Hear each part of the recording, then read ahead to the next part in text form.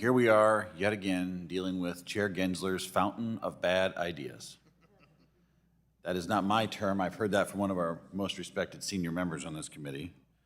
But let's take a look at the SEC's climate rules' overall purpose. Why did it even come into being in the first place? Chair Gensler argues that the rule simply measures a risk that was already in the market. In his statement following the issuance of the final rule, the chairman said that this rule was simply an extension of the SEC's commitment to, quote, complete and truthful disclosure, end quote, regardless of the type of risk. However, when you take a step back and you look at the lead up to the SEC's climate rule, it's apparent that this rule is not about accurately capturing one more material risk for public companies. Proponents of the rule express as much very openly. They say that the rule will help support, quote, the goal of net zero GHG emissions by 2050 or sooner, end quote, or to, quote, drive aggressive reductions, end quote, in greenhouse gas emissions. Can't have it both ways. You'll notice that those particular goals aren't about disclosure for investors. They're not about accurately capturing risk associated with extreme weather events or responding to investor demand. Instead, they say the quiet part out loud. This rule is about pursuing climate goals, not well-tailored disclosures, period.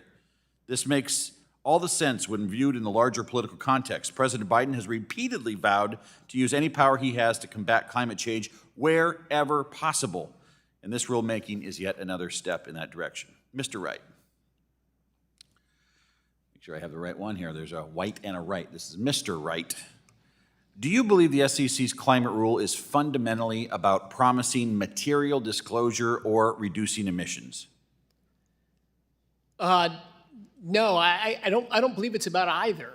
I don't think it's about material disclosure, again, because we can't count those numbers, the basic facts of our emissions. Investors can assess that many other ways. But I think the impact of it, of course, will be increased greenhouse gas emissions by moving production from here to there. So I don't think it could be truly designed to reduce emissions either. Well, point well taken. Following up on that, something in your testimony that I've already found interesting today, if you take for granted that the SEC views climate as simply a risk like any other, then why does this rule include so many detailed reporting requirements that other clearly material risks do not? I don't know. You know, it's hard to explain the nature of this rule. And if it was just material, you know, look, I've got to disclose anything that's a material risk to my business.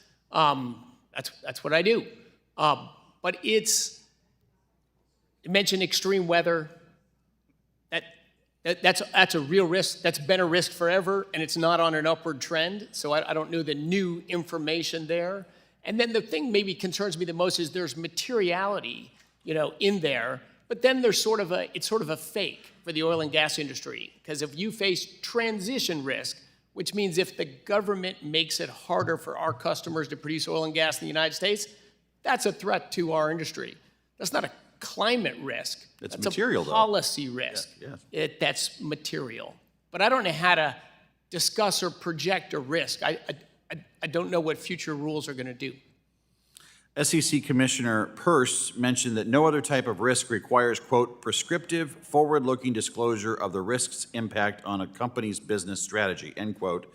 SEC Commissioner Ueda pointed out the specific requirements related to disclosing details around severe weather losses and beyond or what a company would be required to do for any other type of risk. All that is to say that the SEC's climate rule does not merely identify an existing risk in the marketplace. It requires disclosures that elevate climate and emissions information above other requirements. If I were a public company, the number one material risk, if we're gonna put everything under the sun, would be the fact that this country's $34 billion or trillion dollars in debt. That's material. That's where the SEC chair should start. So, following up, Mr. Wright, what does this newfound focus on climate from the SEC mean for your company and others in the energy business? Increased complexity, increased cost, and increased risk. And therefore, less new companies, less new capital, on the margin, less new activity, less new production in the country. Well said. With that, Mr. Chairman, I yield back.